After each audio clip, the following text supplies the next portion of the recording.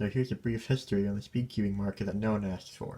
So basically back in 2008 or whenever the hell, Dayan released the Guhong in competition to eastsheen, I believe. And as you can see from this example right here, it's pretty bad. It's the worst cube ever, actually. So in response to this, Moe released the Along V2. Well, okay, I need to back a little bit. They released this after the Waylong. This is basically just a good Along. And as you can see from the turning here, it's a lot better. Wait, no, I don't think there's a difference at all, really. Actually, I think this cube, the Guhong, is a lot better than the Along V2, so... But in theory, it's supposed to be better. And at the time, the Along was kind of revolutionary.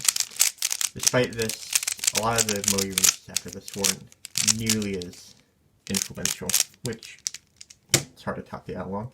And then a certain cube called the Guoguan Yuxiao came out, which will be represented by the Yuxin Magic, because I didn't pay for that cube. But it was very papery, and it sounded kind of like a Yuxin Little Magic. Good luck finding one of those nowadays, though. And in response to this, Moe released the Waylong GTS-1. You see, the reason the Waylong GTS-1 was so revolutionary, at least the reason people believe, was because of these squared off corners. This made it so that the corners didn't twist nearly as easily. Unfortunately for most people, that's not actually what made it revolutionary. If you see the internal plastic right here, it's primary, so like the Feng Shui Strong Ren, it's actually the best cube because of that, obviously. And then, you know, at this point, people are like, that's the best cube, you know, that's the best cube. Can't get much better than that. And they were wrong. So then you got this one, the Waylong GTS-2M. This one was revolutionary because it had magnets, and that's about it. No one really cared about that one. And then the GTS-3 is the most recent GTS cube.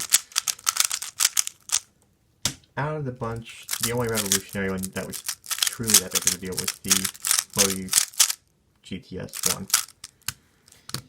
It improved on the Along V2 corner twisting issue, which was made even worse with the V1 release, which came after the V2.